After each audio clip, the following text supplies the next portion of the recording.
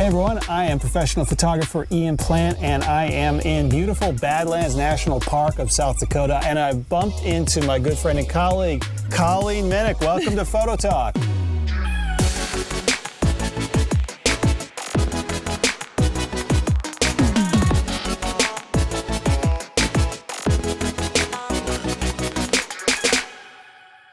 So, Colleen. Yes. The question I like to always start with, what is your origin story as a professional photographer or as a superhero? It's up to you. Superhero. I can go with superhero. Yeah. So I never intended to be a professional photographer.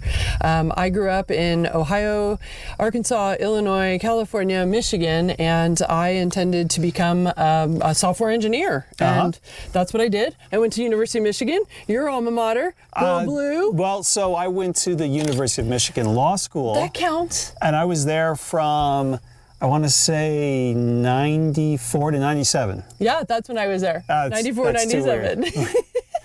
We were both there. Now, granted, Ann Arbor was a town of 100,000 people, so the chances that we would have run into each other are pretty slim. Yeah, but I studied at the law school occasionally. And I went to the college bars. So and here we both are still. So. Yeah. So we missed each other like two ships passing in the night. That's so awesome. That's so great. Yeah. So I ended up taking a job with Intel Corporation in Phoenix, Arizona. When I was a lawyer, Intel was one of my clients, actually. What? Yeah. What? I know. Isn't that crazy? A lot of weird connections between our lives. Crazy. Let's talk about the most important connection. Obviously, University of Michigan and Intel Corporation are not the important parts. The photography is. So you were at Intel. So and then you decided to not do that anymore and become a photographer? It was a little bit of a transition. Right. So I had worked at Intel for about 5 years, and I just was getting really, really stressed out. I mean, you know this from a lawyer, like it's high stress, like high energy. And so I was getting really stressed out. I was having some health issues that in hindsight were all stress related, but my mom noticed that I was really kind of having a hard time with things. And she said, Colleen, I think you need to get a life. And she handed me a brochure. I know, go mom, right? Yeah. She handed me a brochure to the Chandler Gilbert Community College. It was for an intro to photography class. The only photography that I knew anything about was those little disposable cameras you got at like the pharmacy right before you went on vacation. Like that's what I would do. And I would take millions of photographs of these, like horrible photographs of these things. So when we were on vacation. And so my mom was like, hey, try this. And I walked in the first day of class and my head was just like, it was so amazing. I mean, they were talking about ISOs and shutter speeds and apertures and things that I knew nothing about, but then they were talking about creativity and creating, creative expression. And so it was like this blend of technical and creativity. And so in 2003, just for fun, I was like, ooh, I wonder what would happen if I sold my work. And so I went to sell my work at art shows and I did really well. And then I started submitting to editorial outlets like Arizona Highways Magazine, did really well. And so by 2007, I had enough business as a photographer that I decided I wasn't a caged bird. Like Intel was not my path and I wanted to do more with my life, something more meaningful. And I walked out of Intel in 2007 on February 28th, my personal Independence Day. I celebrate it like my birthday. I try to celebrate every day like my birthday, but that one in particular is very special. So I've been at this now for almost, that's a long time, 15 years? 15 years, yeah. So, and it's evolved and morphed and things have, they've really changed. I would have never imagined then that I'd be where I'm at right now. And here in the Badlands, sitting at a picnic table with me. Yeah, I don't think anyone ever imagines that or wants that to happen. But here we are. Well, so your origin story is very familiar because a lot of people I know did something else before they did photography. What makes yours a little bit different is that you actually had some training as a photographer. You actually went to school for it, albeit briefly. And so most of the photographers I know have had no formal training in photography whatsoever. They're complete self-taught. Yep. So you're just a little bit better than the rest of us. I'm 5 semesters better. Wow. That's a lot of semesters. They weren't the same semesters. Well, I had no artistic training at all, like growing up. Like I was so bad at art. In 8th grade, I was in a drawing class and they like had us draw like a face or something. And I drew it so poorly. They were like, you need to go to baking or you need to go to cooking class. I just transferred me out of it. Was it the test where they said, draw this turtle or pirate? Because I think I saw that advertised online. Yeah. There was that art school that advertised on TV. It's like, here, we'll give you the free drawing test. And if you could draw this turtle or this pirate, you could become an artist too. We should try that. Yeah, definitely. I haven't tried that. We should see if we could be an artist. I think I can draw a turtle, but a pirate is above my ability. Yeah. And so I like to joke around that I've got no artistic talent whatsoever. I can't draw, I can't paint, I can't sing, or I can't, play an instrument, but I can press a shutter button. There's something about photography that was different for me than any other type of art that I tried. Like, it connected with me. But you actually, from what I gather, rumor has it that you don't just do photography, you dabble in painting. I do. Yeah. I mean, I played music. I should say I had some artistic training growing up. I played music. I played flute and piccolo growing up. I danced. I was a gymnast before this happened, before I got 6 foot tall. And so this happened, right? Right. So I had artistic background, but it was all different than photography. It was all different than seeing and experiencing and then trying to package it into, a rectangular box and trying to make order out of chaos of the world that we experience. That was really different for me. But I think photography, and I don't know how you feel about it, but photography for me was just a really good blend. It was really good for my analytical brain. Yeah. Like I can think about things, I can think about life, I can think about how to express those things, and that's for me that's really fun. That's really attractive to my brain. I mean, there's the technical aspect, but I don't spend now that I understand it and I'm more technically proficient than I was when I started off. I don't think about ISO and I don't think about aperture and those sorts of things now. I'm thinking about how do I connect, how do I express this with the world, how do I get people engaged with the things that people care about, and what I care about, what they care about, whatever that is. So yeah, and I feel like, when I'm leading photo workshops, that's what I'm trying to get people to talk about and think about. That's all that I'm interested in. And when I'm on the workshops, my participants are like, well, what ISO should I be using, or what f-stop should I be using? And I'm like, who cares? Those things they're are important. Yeah, they are important, right. and you do need to have, I felt like you do need to have that technical proficiency before you can start making these creative decisions. I think one of the things But the technical part is the easy part. That's what people don't get. It's really not difficult to understand aperture and ISO and shutter speed. They're pretty simple and self-explanatory. It's the artistic stuff that's difficult, right? Well, I don't know. Well, again, everything's hard, right? Right. I mean, the technical side took me, like 2001 to 2013.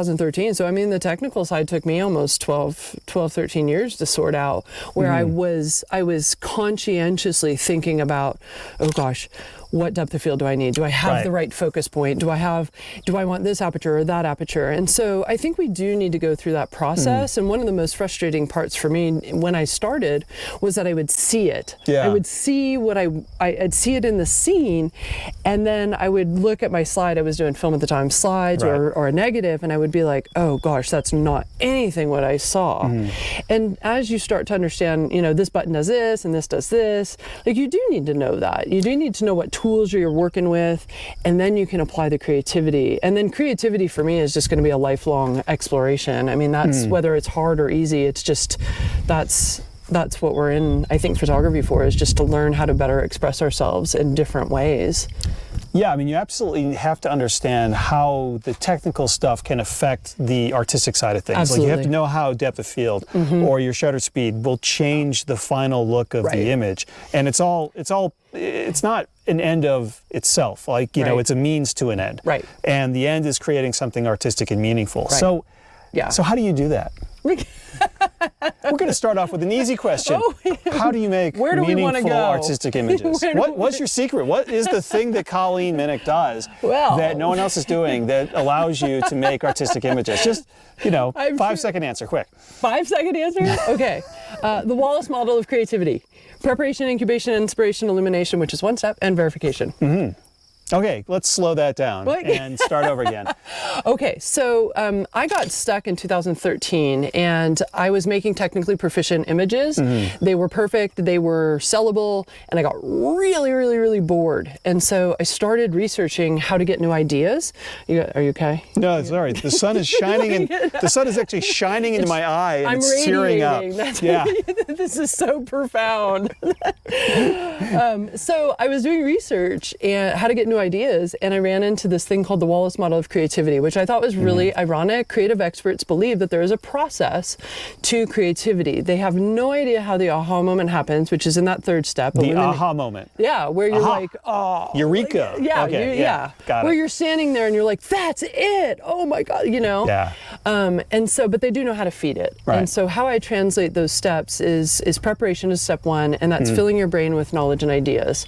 And what that means for me is that I'm going out into the world, not just photography, and I'm trying to get ideas that inspire me. So that's why I do painting. That's why I do adult ballet. That's why I listen to music and I watch movies, is to enrich my life, but also to enrich my raw material base that I use for my creativity. So how would adult ballet translate into an idea in your photography? Absolutely. So like in class, I'm not thinking about photography. I'm thinking about plie, and I'm thinking about how my shoulders are back and how my arm movement is. And then as the music plays, I pay attention to how my body's moving in that moment. As it turns out, I also love stand-up paddleboarding. And so when I go and I look at water, I learn how to read water. And what ends up happening is I'm reading water the way I hear it in ballet. And so I'll make slower shutter speeds, but I'll feel the adagio, or I'll feel the staccato, or I'll feel that Interesting. while I'm shooting. And it's an association. And that's something that was the next part I was going to get into after I went through the Wallace model of creativity. It's conceptual blending. Conceptual blending is what creative experts believe. Nothing comes from nothing. Everything comes from something else. It's inspiration. And all you need to be creative is two ideas put together in a new and different way. Okay. And so I try to make those associations between ballet and the things that I like to photograph, like sand dunes, or like the ridges here, or water, or whatever that is that's the lens that I look through. And everybody has that lens that they look through, but it's how to connect Figuratively speaking, the lens you look through, not literally, both actually with photography, right? Right. So, but like people who don't know anything about ballet are going to see this landscape in a very, very different way, which is exactly what we want. Right. But in order to conceptually blend, which is a subconscious process, by the way, so it's conceptual blending is something that every person does subconsciously. It happens when your prefrontal cortex, this thing right here, goes to sleep. Yeah, that thing right there goes to sleep. And your brain puts together all the information. I feel like my prefrontal cortex is asleep all the time. Wake up, come on. Well, that's good. No, you want to keep it off. That's good. Keep it off. Just keep it off. Artists are notorious for not having a filter. Yeah. This is the filter of stupid ideas. It keeps us from saying something socially awkward, which some of us have better filters than others. Right, yes. I think we both lack that particular filter. I feel like I'm saying stupid things a lot. And you're amused by those stupid things. And then I respond. Yeah. So and then you respond. Let the stupidity flow. Absolutely. Right? So we do. It's a good thing. Yeah, we do. We want to be absurd. We want to be silly. We want to embrace that. Yeah. So if you've ever had a weird dream before, that's conceptual blending. That is a product of conceptual blending. And so what I encourage people to do is, and for my own work, is to literally dream while you're awake. But in order to do that, you have to have raw materials, which is where the Wallace model of creativity comes in. That preparation is so important. Yeah. And so just experiencing the world is fodder for your photography. And so the next step is incubation. And so it's like, okay, well, incubation is visualization. Okay, yeah. So you have an idea and you need to like kind of work through it and figure out what you want to do with it. Yeah, so you think. And then you need to turn it off, and then you stop thinking. So stop thinking. That's where I've been messing up. You just keep thinking. I just keep thinking. Yeah, turn the brain off. Yeah. So, so like in ballet, I don't necessarily go to ballet class and be like, oh, I've got to do a photograph. But like I'll hear music and I'll be like, oh, like that's how I feel when I see blues and yellows working together. And how would I work that out? Or I see a painting on the wall in a hotel room and I'm like, oh, that's really cool. Or I see somebody's pictures, like your picture, and I'm like, oh yeah, that's amazing. Like, how would I work that into my own photography? And I don't want to steal from an artist. I want to steal like an artist. You look maybe for inspiration to kind of think differently without actually plagiarizing their actual visual design. You know, and I think this is an issue with landscape photography in particular, because people go out and they find those amazing compositions, and I think a lot of people think, well, it's nature, so it belongs to everyone. You can't own it, and it does. Sure. But what a photographer does is finds the visual arrangements that are pleasing, that are powerful and compelling to them. Yes, right, exactly. Or, you know, compelling to other people, and you know, that's why people want to plagiarize the shot. Sure. But it is the photographer as artist has to go out there and find those arrangements, and then once people see that and say, wow, that's amazing, they want to go get it themselves.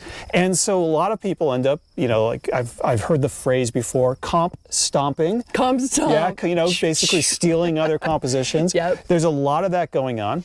We all do it. I mean, you know, I don't mean to like disparage it completely. Yeah, we've all done it. When I'm early in my process, and it was a great way to have a baseline of whether or not I was being successful or not. Yeah. But at some point, we need to kind of grow out of that. If we want to be creative artists, we need to grow out of it and understand that we as individuals have a whole slew of raw materials that we can use to create these unique compositions and develop those unique connections with the landscape. Yeah. And so I'm here in your territory. I kind of see this as your territory, and I'm experiencing it for the first time, and it's all new, but I'm not going to go find your tripod holes. Like, I'm inspired by the work that you do, but I want to go out and be like, okay, this looks like the ocean to me, or this looks like a ballet to me, or this looks like, you know, whatever that is, or Death Valley, or whatever my experiences are. I want to connect that in the landscape in my own way. Yeah. And so that's inspirational elimination. That's where the aha moment happens. Okay. So that's step 3. Yeah. And then the 4th, just so we get through it all, before we go too crazy. There'll be a test later, everyone. So make sure you're paying attention. Yes. Please continue. So inspirational elimination is you actually click the shutter. It's technical execution. Okay. It's like oh my gosh, look at that. That's amazing. And then you set the camera up and you click the shutter. And for me, that's like the least involved step. Like, it's so anticlimactic. Yeah. Like, by the time I've clicked the shutter, like, I've had this experience, I've had this moment, or whatever it is. It's literally just, for me, it's like it's super anticlimactic. Yeah. So the last step is verification, and verification I equate to critique. Did the idea work or not? And that's like when you're standing in, you know, you're looking at your LCD screen on the back of your camera, or you're back at home. Yes. That's where you get new ideas. Yeah, and I think this is an important step, something that a lot of people don't really think of intuitively. You've got an idea, you go out there and you execute it. You've got to sit with it for a while. Like, maybe it's a second incubation period. Absolutely. I like to go back with the image. I'll put it on my computer so I can look at it big, so I could study it more, so I could figure out where I made mistakes or how I can improve it. And I'm looking for a way to tweak it, because a lot of times, the first time you try a shot, you're not going to get it right. There's a lot of variables. There's an infinite number of variables where you stand, like a few inches left or right or forward or back, can completely change the visual design, making sure that you get the light right, get the perfect clouds in the sky if you're shooting a landscape or something like that. So a lot of times you've got to go back and think very critically. And I mean that in 2 ways. One, you have to give it a lot of thought, a lot of profound thought, to really figure out, did I get this or can I do this better? And 2, you have to think critically in the sense that you have to be critical of your own work. You've got to be your harshest critic. Absolutely. And you know, you can share the image with others, but you've got to learn how to be a very good editor in the sense of, you know, figuring out what shots work and what don't. And why. Yeah, and why. And then you go back and you try it again. Yeah. I mean, part of this is that the variables are almost constantly changing. And so, you know, your landscape never looks the same. Even if you go back, like I go to Acadia. Acadia is like my spot, right? Like kind of like this is for you. But I can go back to Acadia, and I mean, the rocks are the same and like the tree is the same, but like the scenario is totally different. And so you can get used to one, set of variables and execute one way, but you're going to go back and it's going to be totally different. The water's never the same. The clouds are never the same, right? I mean, you've got tide, you've got clouds, you've got lighting, you've got all sorts of things going on.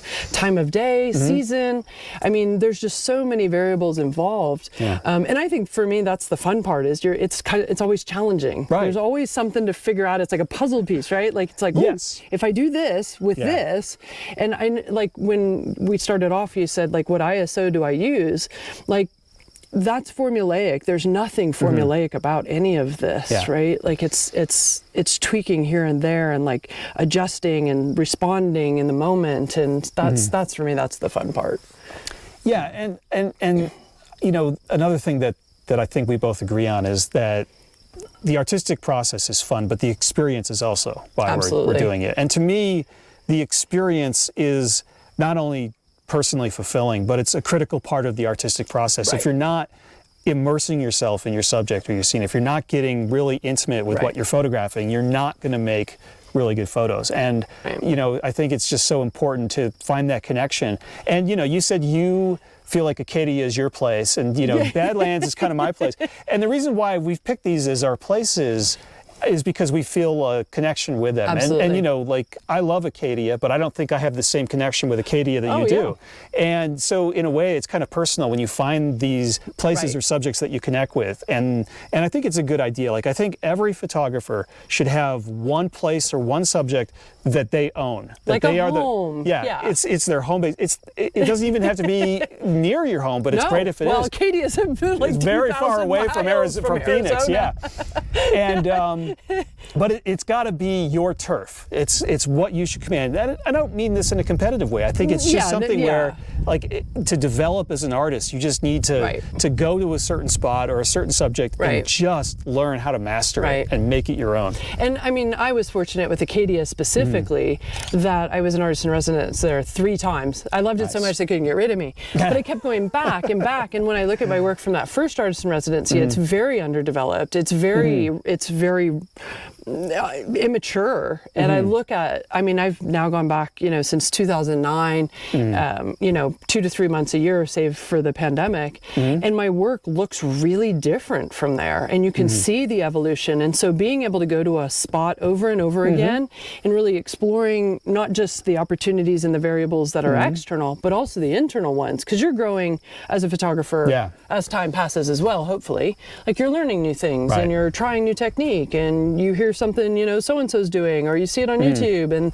you want to try it out. And so it kind of becomes like this little kind of experiment. It's always a challenge when I go to Acadia. It's like, okay, what can I do now? Like, how do you do it different? How do we do it different? Yeah. I feel the same way in the Badlands. I mean, I go out to locations that I've been to a lot, and I try to find something new and something different. And I think that process of working an area a lot to really master it is in many ways very similar to the process of developing as an artist. It is not like linear growth. Sure. It is these plateaus where you feel like it's like there is some downs. There are times when you feel like you're going backwards, but a lot of it is these plateaus where you don't really feel like you're making any progress, and then you have like a eureka moment where you have some inspiration, some idea that you come up with, some new way of seeing, and suddenly you just get better, or you start finding something new in the place that you're photographing, and then you've got that plateau again. It can be very frustrating when you're on those plateaus because you feel like you're not getting anywhere, and sometimes I feel like I'm going backwards. Well, and so one of the reasons why I think I subscribe so much so to the Wallace model of creativity is that you don't have to be producing in order to be successful. So when I look at those 4 steps, my only expectation when I'm out or just in life in general is that I'm filling my brain with knowledge and ideas. I'm feeding that creative process always. And if I'm doing that, I can trust the rest of this. Your brain's going to put it together when it does. It may not be on the timetable that maybe your brain's going to put it together. My brain is just going to mess it all up. It's going to explode. Yeah, my brain, my brain doesn't make omelets. It's just really good at cracking up eggs. That's about it. Mine's pretty scrambled. But I think that takes the pressure off. Like, so, I mean, I spent a lot of time like forcing photographs and like trying to be like, I must, if I don't come away from, this weekend with 12 shots or whatever, like that's just a lot of pressure. And to me, it was really frustrating. And so I'm much more engaged in the experience and learning and discovering, connecting in different ways. And if the photograph happens, awesome. But I trust that my brain will do that. And so when I get in these periods where maybe things aren't working, like I've been to Acadia and it's just been like, I don't have any idea what to do here. And you know what those moments are, I think?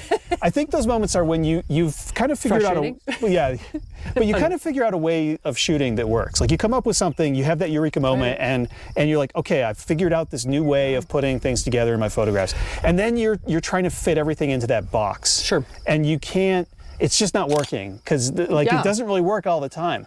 And those are the moments when you have to step away, maybe. Right. So that's what happens is if you're forcing a photograph, the chances are you're not going to be making great photographs. Yeah. So what I do in Acadia is I go for a hike. It's called combinatory play. Albert Einstein called it a combinatory play, where you dabble in some other mental energy, some other mental activity so that you influence this. And so I go for a hike, I'll go for a snowshoe, maybe a stand-up paddleboard. Like I go do something totally different. Maybe I'll start painting. Maybe I'll start writing. I'll write a haiku, like your favorite. But I shift gears away from photography, knowing that my brain will eventually pick up on something to bring me back to the photography. And I think when you go through those moments, I know they're really frustrating, but understand that you can still be productive with your time. Yeah. Just not, pressing a button all the time. Like there's ways to engage, there's ways to be creative in a variety of different ways. It's not just about photography, at least not for me. Yeah. I mean, well, and even if you decide not to take a break from photography, you can at least take a break from the kind of photography you're doing. Sure. You can try something different. Yeah. And I'm always trying to like fit everything into the box of wide angle photography. And sometimes I'm just not finding a new way of doing it or doing something interesting. And those are the moments where I might consider forcing myself to take out like a short telephoto lens. That 1% of the time I actually use one, and just take a break from the wide angle stuff for a while and see the world differently. Absolutely. Shake things loose, get the cobwebs out of my brain, just clear some mental space and then re-engage in the stuff that I like. Absolutely. Yeah. Changing it up is good. Yeah. Yeah. Okay, so Dear Bubbles. Tell us about that. Okay, so Bubbles. Whoa, I just had a bug fly into my eye. Oh my God. That's what happens when you get in nature. That's what I hate about the picnic areas here is there's always bugs because people are like leaving food and water. Yeah, we have like a little bit of last night's dinner, I think, from somebody else. Yeah. Well, first I had the sun in my left eye. Now I got a bug in my right eye. I know. I'll be okay. I'll survive. I will. I'll tough it out. I have wilderness first responder certification. I can help. Does that include taking a bug out of someone's eye? Yeah. Well, no. I mean, I think you could probably do that yourself. Okay. Actually, I think we need to do this for the video interview today. Yeah. Poke your eyeball out. Come here. No. Oh, God. This is downhill. Yeah, this really is. This really. Sorry, we started off with some really highbrow artistic concepts, and now we're poking each other in the eye. The filter turned off. Exactly. Well, this is how we're preparing our brains for going out and making photographs tonight, right? Absolutely. We're getting our creative mind by turning the filters off. Okay, Dear Bubbles. Dear Bubbles. Okay. So Bubbles is one of my many nicknames, and as a professional, as an instructor, I get a lot of questions. And right before the pandemic, it actually was really fortunate timing.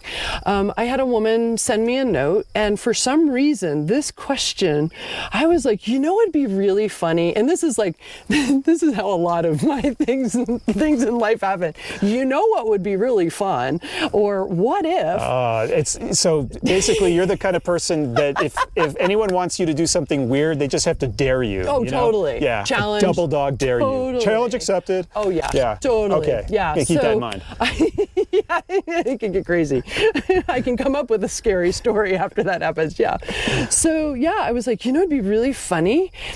it would be great if I wrote an advice column like Dear Abby. I grew up in Chicago area, so we had Dear Abby in the local paper. Yeah. A advice columnist, and called it Dear Bubbles. Okay. And then like I got the domain name, I got the website, and I started. So is it just photography advice, or is it like life advice as well? It's photography and the creative life. Okay, so I don't I don't separate the two, Right, obviously.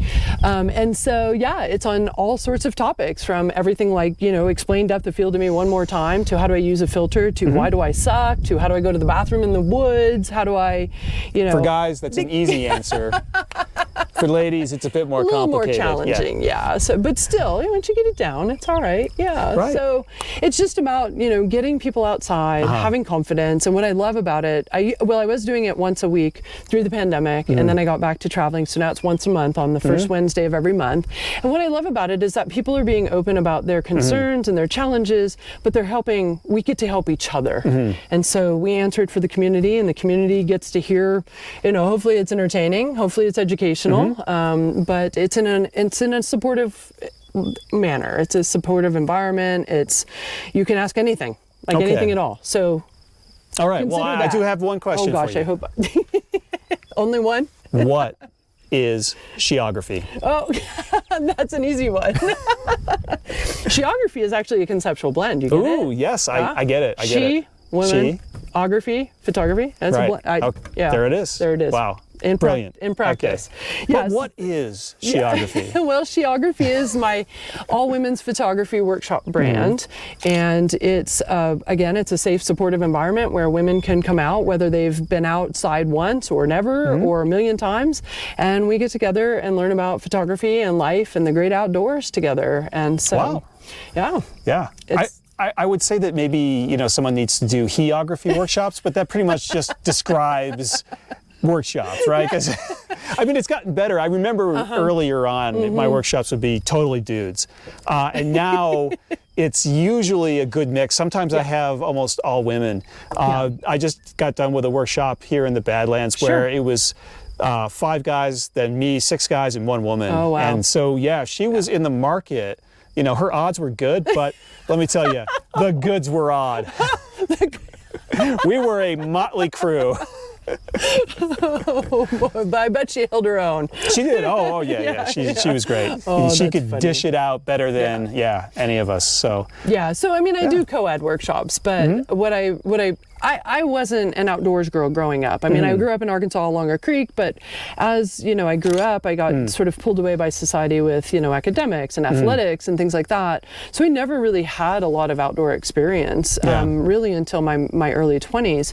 And so for me, I understand what it's like to not want to get dirty and not know how to pee in the woods and not know how to be out in the dark by myself. And so I've learned that, and I kind of want to pass that on so that other women feel comfortable doing that as well.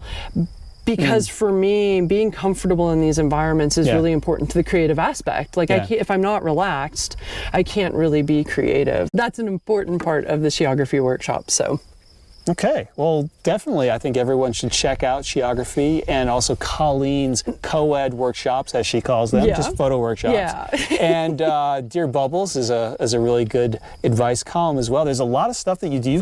I feel like you've got a lot of irons in the fire. I do. Yeah. Yeah, okay. In business school, they called it diversification, right? Yep. I think I call it the trouble. The trouble is that it's all fun. If it wasn't fun, I wouldn't do it. And I just feel like there's so many different ways. Between the writing and the photography, it's all creative. It's just kind of the mix. And my whole purpose for doing what I do is to help people get outside, ultimately. So if I can do that in a variety of different ways, that's what I love doing. Well, helping people get out there, that's great, because basically you're inspiring people to go find their own inspiration. And that is really the source of all our creativity. All our artistry comes from that passion for the scene or subject that you're photographing. And I tell people, when you're in a creative rut, you need to just dive back in there. You got to get back on the horse, so to speak.